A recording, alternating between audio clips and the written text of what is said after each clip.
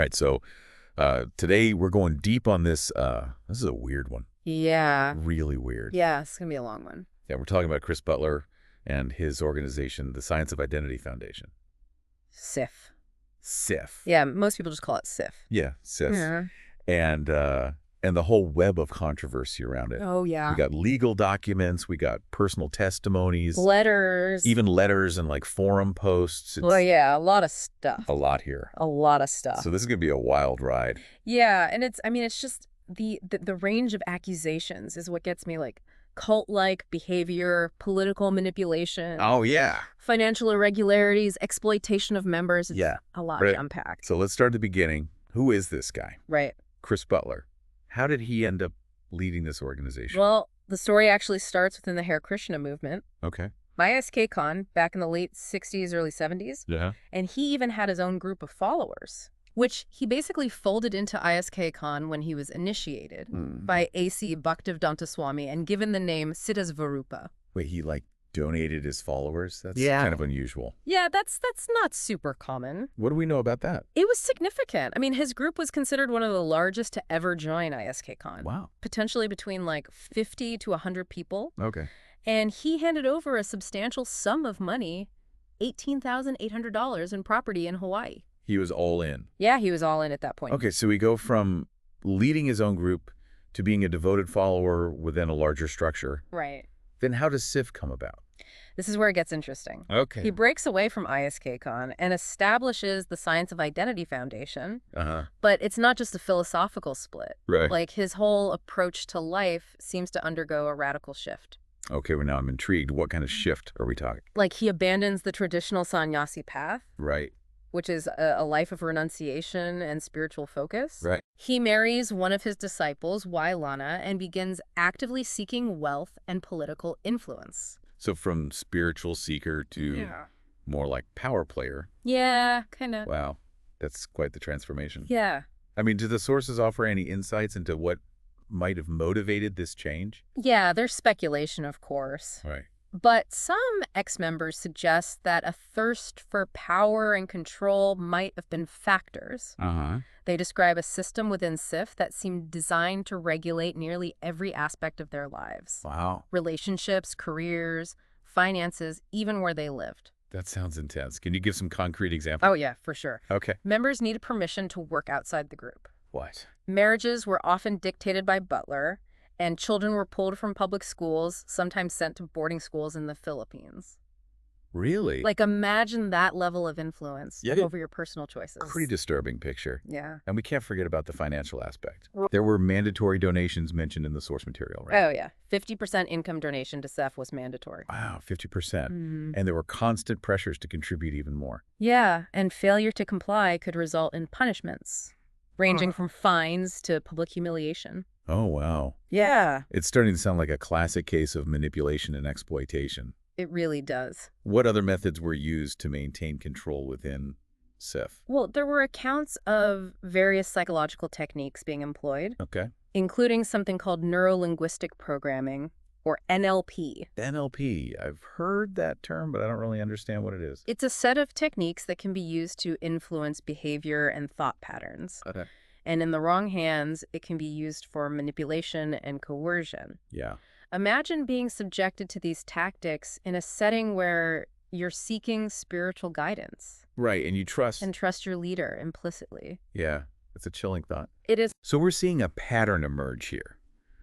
Control over finances, personal choices, and potentially even thought patterns. Yeah. It all sounds very cult-like. Yeah, for sure. But before we get too far ahead of ourselves, let's go back to Chris Butler's transformation. Yeah. We touched on his pursuit of wealth and political influence. Right.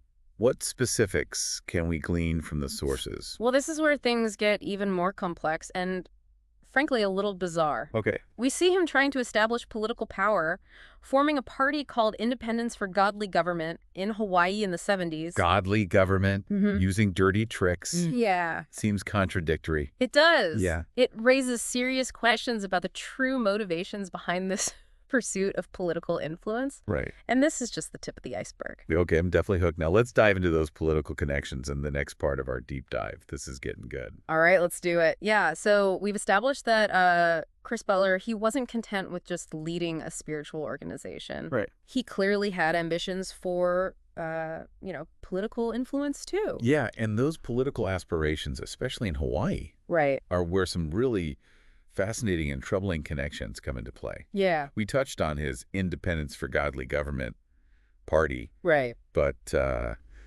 there's a lot more to unravel. Oh, yeah. That party ultimately dissolved after a bunch of controversies. Right. But the political ties don't end there. We got to talk about the Gabbard family. Okay, the Gabbards. Mike Gabbard, Carol Gabbard, and of course their daughter, Tulsi Gabbard.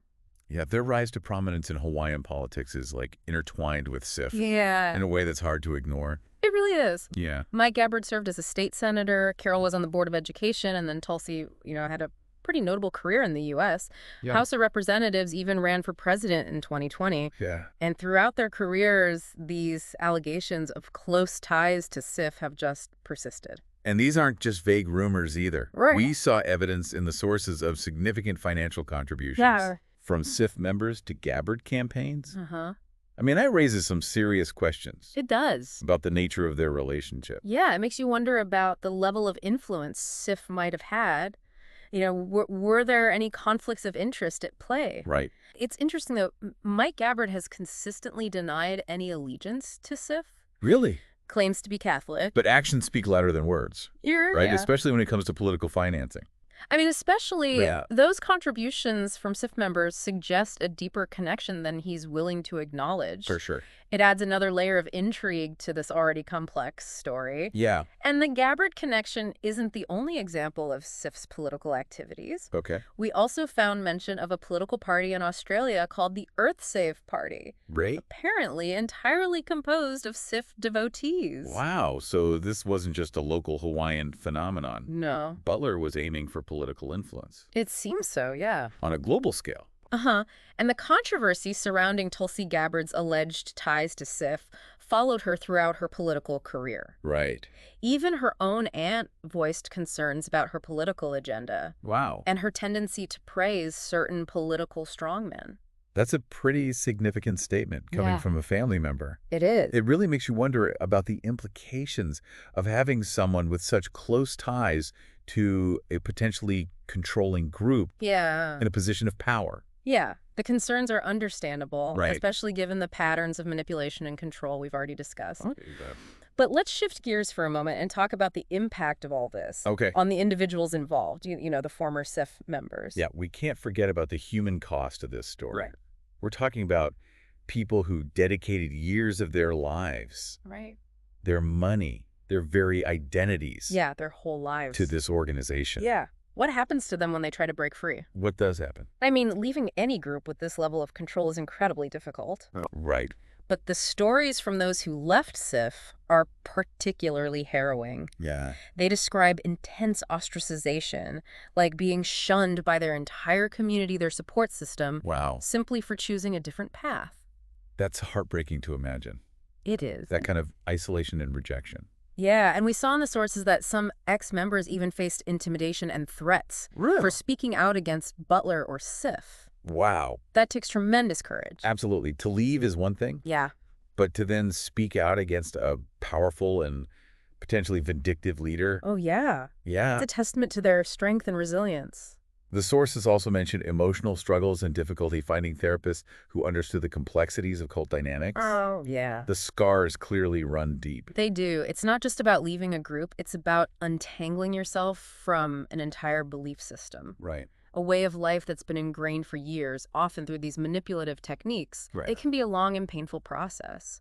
One ex-member compared leaving SIF to escaping a jealous narcissist, Wow. describing their life as hell afterwards. It's a powerful image Yeah. that speaks to the deep sense of betrayal and loss that many experience. Right. They were taught to trust and obey, only to have that trust shattered. Yeah. The emotional fallout can be devastating. Absolutely. But in addition to the emotional and personal impact, Right. there's also a significant financial dimension to this story. Okay. We keep coming across hints of complex financial dealings, shell companies, potential money laundering. Yeah, the money trail is intriguing. It is. And it leads us to a controversial multi-level marketing company called QNet. Right. QNet was co-owned by Joseph Bismark, a longtime devotee of Chris Butler and Wiedzy. Okay. This company has faced legal troubles globally, being accused of running pyramid schemes and engaging in unfair trade practices. So how does SIF fit into this complicated financial picture? Well, that's where things get murky. There are these complex financial links between SIF QNet and Healthies Inc., the company that owns the down-to-earth health food stores in Hawaii. Down to Earth, those are those popular health food stores? Yeah. I've actually been to one. Yeah, they're popular. Yeah, it's hard to believe they would be connected to something like this. Yeah, it seems that SIF members were heavily involved in running those stores, and there's evidence suggesting that money may have been funneled between these various entities. So Butler's followers are working at Down to Earth, which is owned by a company with connections to QNet, which is co-owned by one of Butler's devotees. Yeah, it's a tangled web. It sounds like a financial house of cards. It really does. And to add another layer of complexity, we have Alan Tibby, who's involved with both SIF and QNet. Okay. He runs a charity called the Pukaki Trust, which has seen a massive increase in assets. Okay. But the source of that funding is unclear. A charity with mysteriously acquired millions.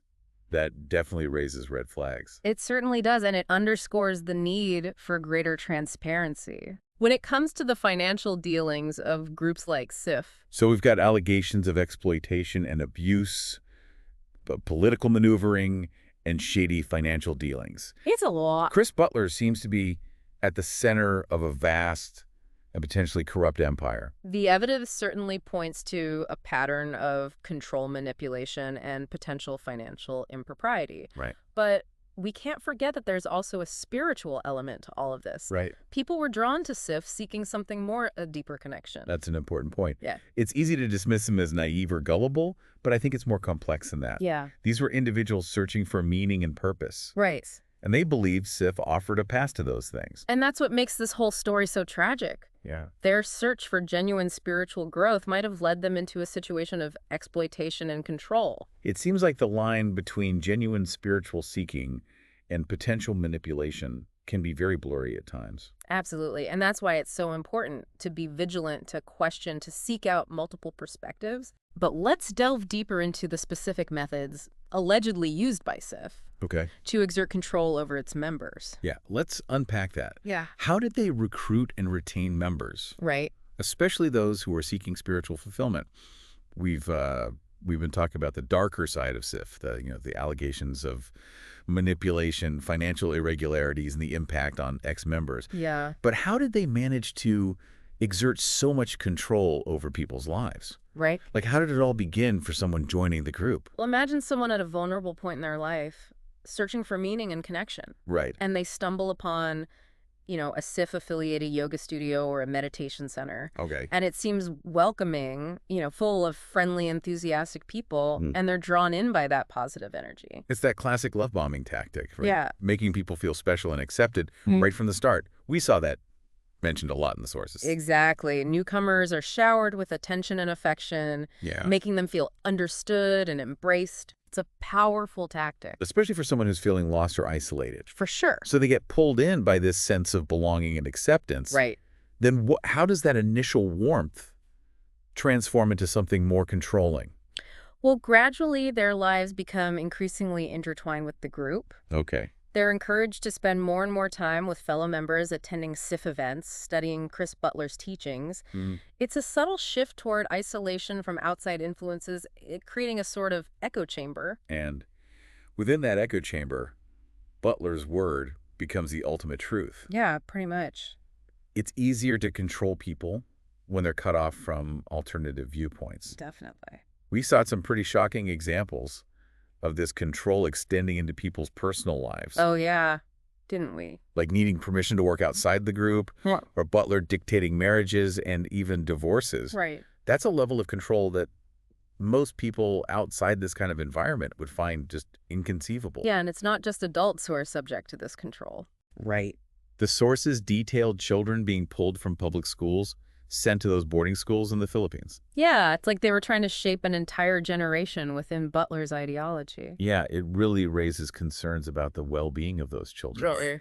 That kind of restrictive upbringing, combined with the potential for isolation and indoctrination, could have a profound and lasting impact. Absolutely. The financial aspect also plays a significant role in this control, doesn't it? Oh, yeah. We talked about that mandatory 50% income donation. Right. It's hard to imagine the kind of pressure that put on members. Especially with the constant push for additional contributions. Right? It creates this perpetual sense of obligation. Yeah. Members are made to feel that their spiritual progress, that their very worth is tied to their financial contributions. It's a classic tactic. Yeah. Used by a lot of manipulative groups. Definitely control the money, control the people. But it's not just about the financial burden. There's this deeper layer of psychological manipulation at play. Oh, for sure. The sources mention the use of NLP techniques, persuasion, guilt-tripping, even threats of spiritual consequences for disobedience. Wow. These methods are designed to erode critical thinking and foster unquestioning obedience. So it becomes almost impossible to question Butler or his teachings. Yeah, pretty. Members are trapped both financially and emotionally. Right. It's no wonder that many ex-members describe the experience of leaving as incredibly traumatic. Yeah, leaving is hard enough, but then there's the ostracization, the intimidation tactics used against those who speak out. Right. It creates this culture of fear and silence. It's a chilling thought that speaking your truth could lead to such repercussions. Yeah.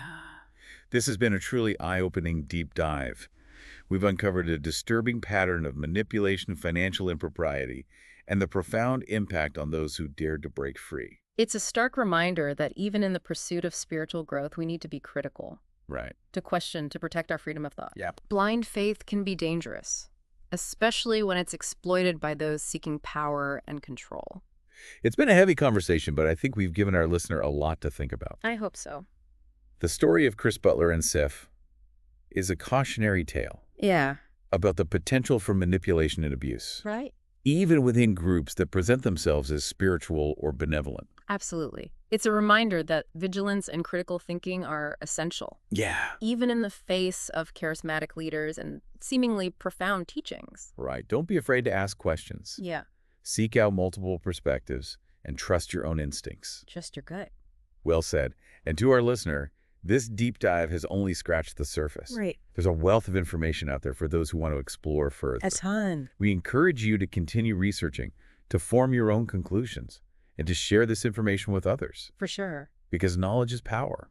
It is. And understanding the dynamics of manipulation and control is the first step towards protecting ourselves and those we care about.